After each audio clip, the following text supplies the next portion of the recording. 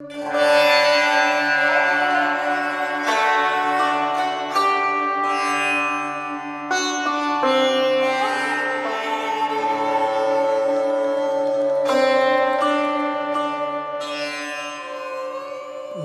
everyone. This morning we are not reading from Path to Shiva. The first time in about 2 years or so. Been focusing on 68 lessons of Path to Shiva, and we completed it. Good for us.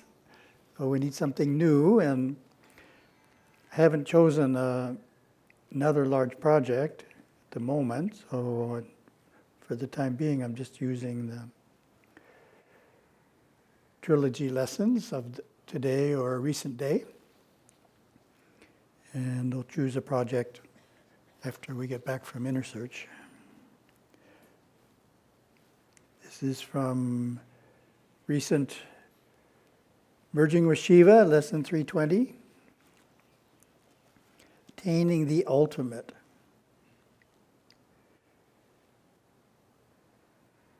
In other words, the practice of yoga well performed produces the jnani.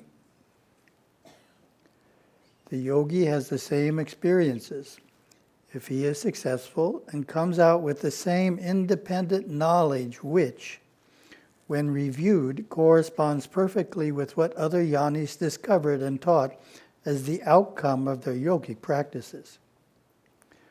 This kind of knowledge surpasses all other knowing and is the basis of all Hindu scriptures. That's an important point. We're working on a publisher's desk. The title I submitted it with was something like A Mystical Perspective of Sanatana Dharma, right? Something like that. It's currently being edited. And this is one of the points it makes. What is the Hindu scripture? Every religion has a scripture. What's the Hindu scripture? Well, this is telling us what the Hindu scripture is. It's the knowledge that's within the soul. That's the Hindu scripture. Who wrote the Hindu scripture? Well, God put it there. God put the knowledge into the soul. So Hindu scripture is within all souls, and it's the highest form of knowledge, and when we tap into that knowledge, we can write down human scripture. That's what this is saying. This kind of knowledge surpasses all other knowing and is the basis of all Hindu scriptures. The jnani is a rare soul, a highly evolved soul.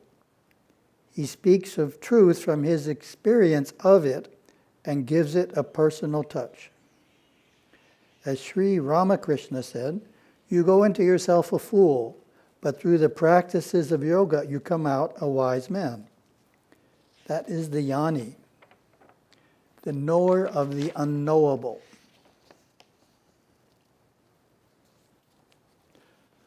Well, Gurudeva's concept of jnana and the jnani is, of course, shared in the Saiva Siddhanta philosophy, that jnana isn't a separate path in Saiva Siddhanta. It's not the Jnana Yoga of Vedanta. Jnana Yoga is based on scriptural study. We once had the great, well-renowned, shall we say, Advaita and Dayananda Saraswati visited us. Remember? It was a long time ago. And of course, what was his advice? You must learn Sanskrit. He's practicing Jnana Yoga, and if you want to practice Jnana Yoga, you have to be able to read the Upanishads in Sanskrit. If you can't read the Upanishads in Sanskrit, it's like not being able to sit cross-legged. It's very hard to practice meditation if you can't sit cross-legged. So if you don't know Sanskrit, you can't be a Jnana Yogi. But that's a different concept than jnana in Saiva Siddhanta. Jnana in Saiva Siddhanta, as this text points out, is the outcome of realization, the outcome of the practice of meditation. In meditation, you go deep enough to find the knowledge that's within the soul, which is within every soul. You go deep enough to have realization of the deepest truths, as Gurudeva says, the unknowable, and you come out of that realization a jnani. So you can go in a fool, but you come out a jnani. So it's based on inner realization. It's not based on any scriptural study, because there's no scripture that surpasses what you'll find inside yourself. That's the best scripture. The yogi who, in his process of yoga, who has not graduated to God realization, is not yet a jnani. Though he has all kinds of realizations along the way, some sustained, others yet to be sustained. That's a very good point. Something is not in the popular concepts. Popular concept is you sit under a tree in meditation and you become enlightened, and that's it. You're enlightened, right? You had the profound experience, beginning and end of path. But this is saying realization is sustained and not sustained.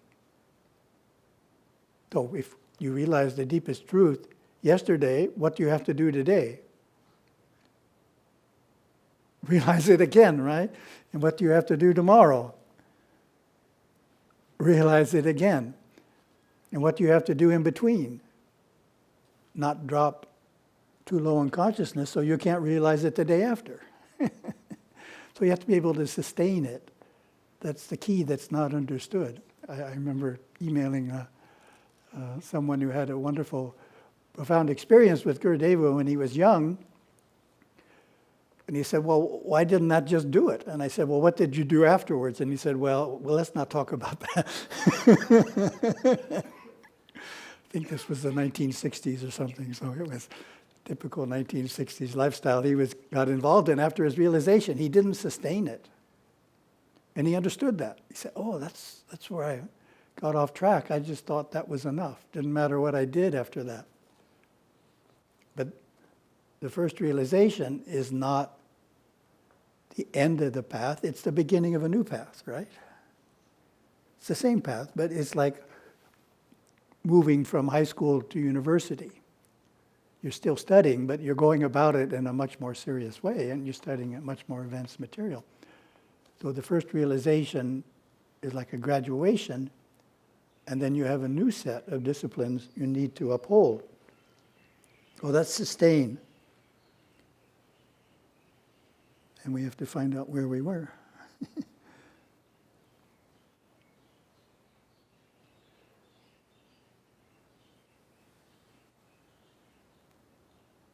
There we go. I'll read that again. And the yogi who in his, the yogi who is in the process of yoga, who has not graduated to God realization, is not yet a jnani. Though he has all kinds of realizations along the way, some sustained, others yet to be sustained. Oh, there's a lot in those words. The yogi is seeking, striving, changing, unfolding, trying with all his heart to become, to know his ultimate goal. When the merger has become complete, when two have become one, he is no longer a yogi, he is a jnani. So that's like moving up to the next level of sadhana. When the student graduates from college, he is no longer a student, he is a graduate. The merger of which I speak is parashiva, to be experienced by the sannyasin who has turned from the world and into himself.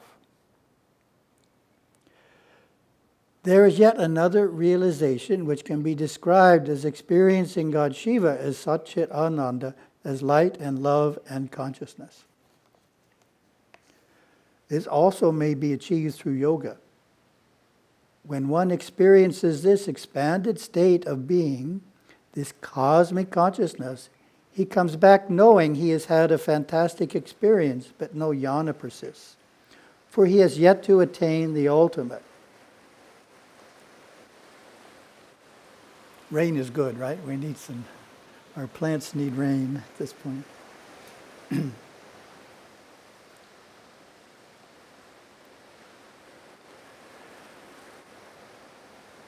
So I'm going to talk about this idea on Mahashivaratri, but I'll mention it here.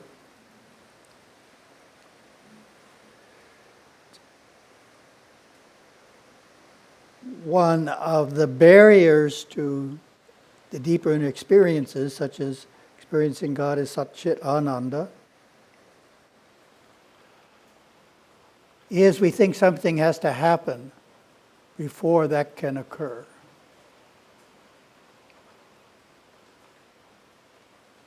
I'm not experiencing Sat-Chit Ananda now. Something has to happen. I have to change myself in some way before I can experience Sat-Chit Ananda. Otherwise, I'd be experiencing it now, right? Something in me has to change. But that's not a helpful way of looking at it. You can spend your whole life trying to change something that doesn't need to be changed. It's better to think of it as the experience of Sat-Chit Ananda is available right now. You just have to find it. One comparison I gave was, you buy a new house. It's an old house with an attic with junk in it from the previous owner. And you live downstairs, and eventually you get more acquainted with the house and you start cleaning up the attic. And then one day you clean it up enough, you find, well, there's a door there. And you open the door, and guess what? There's something very valuable behind that door. But it was there all the time, right? It was available to you the first day you moved into the house. But you didn't find it. So that's like Sat-Chit Ananda. It's available to you right now, but you didn't find it because you didn't look in the right place. So that's the important idea, is nothing has to change within you to find Sat-Chit Ananda. You just have to look in the right place within you. And that's, in our tradition, that's why we have the Shum language. It helps you look in the right place, or it gives a map. It gives the map of the inside, so you can move from one place to another.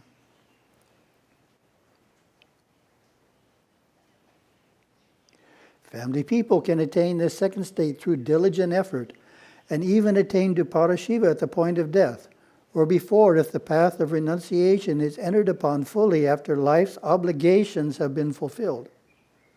But there are few, very few, who have attained the highest of the high, Parashiva, after having been householders, having fulfilled their family dharma, freed from any and all worldly endeavors, plunged into total abandonment of spouse, family, friends, associates of all kinds, taking no disciples, shunning devotees, and forever living alone on alms to seek the highest of the high. Not many people want to do that. But some do. It's just kind of their soul draws them to it. But looking at the statement another way,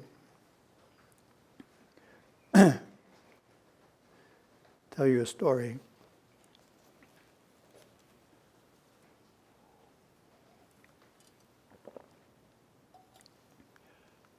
This is a Hindu couple, probably in their late 60s.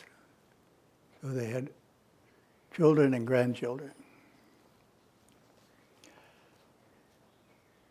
And the wife asked me, how can I give up desire? So I found over the years, don't answer a question without finding out exactly what the person means, because you may give an answer that doesn't come close to actually what they're thinking about. I said, well, what do you have in mind? What is desire? She said, thinking a lot about the grandkids. That was her concept of desire, that she had to give up. I said, that's not desire, that's duty. Like a mother. Now, a mother's duty is to worry that her daughter isn't married when she's 24. That's a duty. It's not desire. And it's an interesting point. Somehow Hindu teachings aren't clear, or she wouldn't have that idea in her mind. She's read something about giving up desire, and hasn't been explained according to the two paths. Giving up desire was nicely explained there in how a householder man can give up all these things and live like an ascetic. That's giving up desire. But if you're following the householder path, you're supposed to fulfill your obligations to others. Said another way, the householder path is the path of people. The renunciate path is the path of yourself. Very different. Well, the path of people means you're constantly thinking about family and friends and fulfilling your duties to them. That's what you're supposed to be doing. It's not a question of desire. It's a question of fulfilling your obligations as a householder to family and friends. Whereas the renunciate's given that up to do other disciplines. So if he thinks about family and friends, that's inappropriate. But if the family person doesn't think about family and friends, that's inappropriate. Or we don't want to mix them up, but somehow in modern Hinduism, it's gotten a bit mixed up. Family people think they should be more like monastics. Kind of frustrated that they're not, but it's missing the point. The story I like to tell, and you've probably all heard it too many times, but it's still my best story on it, is the family in Malaysia wanted children for a long time, and finally, when the wife was about 39, they had twins. Remember the story? And after the twins were about 2 years old, she wrote to me and said, my sadhana is not very regular anymore. Is that okay? After the twins had been born and taking care of them. So I wrote back and I said, taking care of the twins is the sadhana of highest priority. Remember that?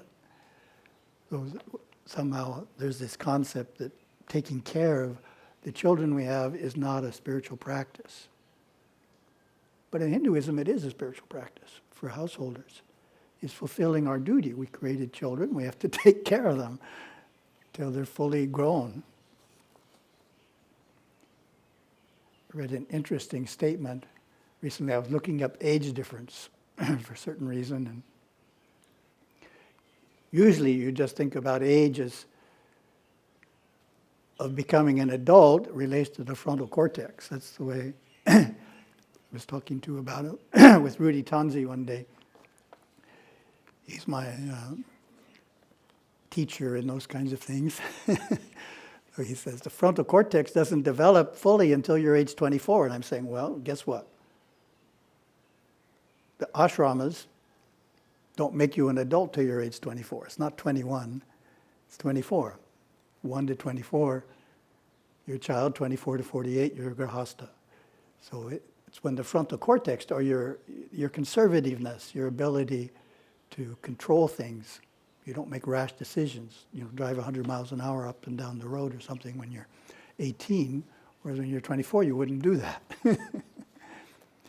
But it said, the article said that that's frontal cortex, but full emotional maturity, a man develops 11 years after a woman. It's a very interesting realization that maturity, emotional maturity, develops later in a man than a woman. So it's very natural to marry a man that's older than you are. That's the point. Parashiva, after having, I did all that, has said, even following such a strict path, there are few, very few, who attain to absolute reality, but all who strive have done powerful preparation for their next life. So that would be one of the questions. Well, if I'm not a monk, why should I strive for Parashiva? Well, the striving takes so long, you got to start somewhere. Start in this life, then you go in the next life, then you go in the next life. It's a multi-life task. Again, that's something that's not understood. Sometimes older Hindus come in and they've gotten all fired up about realization because they're over 65. All of a sudden it's become urgent. I have to realize God and achieve moksha. What can I do? So I try and calm them down and say, Hinduism is a multi-life practice. We have to think many lives. We don't think just this life. If we're thinking just this life, we may believe in reincarnation, but somehow, we're not sure. We have to realize that this life, just in case our belief isn't correct. Some kind of Western thinking is there, but Hinduism is relaxed. It truly believes in reincarnation and moving forward this life as much as we're able, then moving forward the next life. So we need the ultimate goal in mind so we don't get sidetracked. Gurudeva says, I should give some talks on it sometime. In cognizant ability, the conscious mind in its natural state is insanity. What's that mean? It means if we're totally cut off from the within, just living in our external nature, we can do all kinds of crazy things. We can get caught up in the insanity, in all these sidetracks. So we need the goal clearly in mind just to keep us from going off into irrelevant practices. My Satguru Siva Yogaswami often said, Lord Shiva is within you. You are within Lord Shiva. Lord Shiva, with all of his powers, cannot separate himself from you.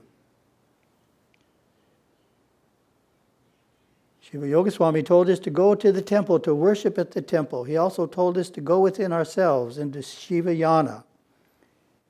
He did not tell us not to go to the temple. He did not try to break our faith. He tried to build our faith and make us strong. He guided us on the straight path, the path of the Saivite saints, leading us to the feet of Shiva. Shiva Yogaswami himself, though completely self-realized, went regularly to the temple, worshipped Shiva there, then plunged within himself in the aftermath of holy puja, drawing near to Shiva through meditation. He never advocated, nor has any Saivite Satguru advocated, that advanced devotees give up bhakti, give up the temple. No, never. They taught that Shiva is within and cannot be separated from you, but they also wisely directed us to seek him and worship him in the temple. Though that is, again, a distinction of Siddhanta versus Vedanta.